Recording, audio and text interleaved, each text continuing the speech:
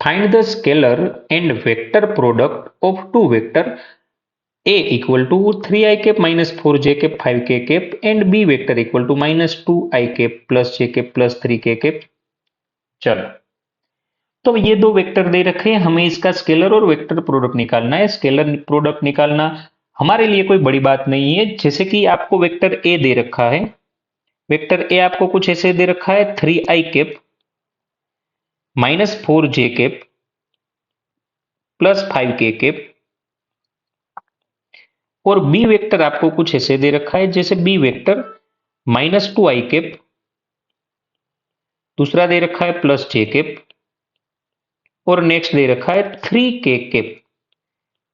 जैसे कि आपको पता है अगर हम स्केलर प्रोडक्ट निकाल रहे हैं तो सिर्फ i का मल्टीप्लीकेशन i के साथ ही होगा, i का j और k के साथ तो वैसे भी 0 हो जाएगा, i का सिर्फ i के साथ ही होगा, j का सिर्फ j के साथ ही होगा, बिल्कुल वैसे ही k का सिर्फ k के साथ ही होगा। चलिए तो कर लेते हैं। जैसे हमें निकालना है a डॉट b, तो हम निकाल रहे हैं स्केलर प्रोडक्ट i का i के साथ, j का j के साथ और k का k के साथ। 3 2 जा माइनस 6 हो जाएगा, 4 1 जा माइनस 4 हो जाएगा, 5 3 जा प्लस 15 हो जाएगा, और ये कुछ हो जाएगा माइनस 6 माइनस 4 मतलब माइनस 10 प्लस 15 ये हो जाएगा 5। हालांकि एनसीईआरटी में यहाँ माइनस लेके गिना है तो आंसर कुछ वेरी करेगा, लेकिन हाँ वो गलत है। अगर क्वेश्चन इसी तरह से बना है तो आंसर यही आएगा। चलिए दूसरा हमें निकालना है, स्केलर प्रोडक्ट निकालना है। सॉरी, स्केलर प्रोडक्ट हमने निकाल लिया, वेक्टर प्रोडक्ट निकालना है।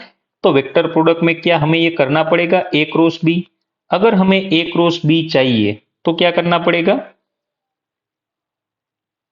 पहले आई कैप फिर जे कैप फिर के कैप, ये भी आपको पता होना चाहिए। चलिए अब ए क्रॉस बी करना है तो पहले ए वेक्टर ही लिखना है फिर बी वेक्टर लिखना है, ये भी आपको पता होना चाहिए। चलिए ए वेक्टर मेरा कुछ ऐसा हो जाएगा 3 minus 4 plus 5 minus 2, B vector हम लिख रहे हैं माइनस 2 1 और 3।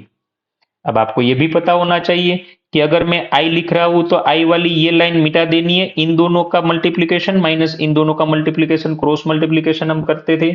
चलिए क्या हो जाएगा i कैप, और यहां मुझे मल्टीप्लीकेशन करना होगा 4 3 जा 12 माइनस 5 1 जा 5।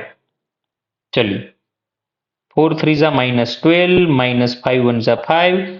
अब मुझे माइनस जे कैप लिखना है और जे कैप के साथ भी वही करना है, जे वाली हॉरिजॉन्टल और वर्टिकल लाइन दोनों को मिटा दो।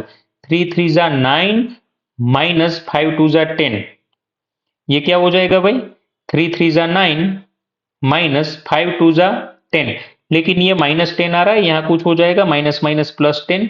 के कैप की बात करें, चलिए के कैप में क्या मुझे ये दोनों लाइन मिटा देनी है, तो 3 1 जा 3 माइनस 4 2 जा 8, मुझे ये करना है।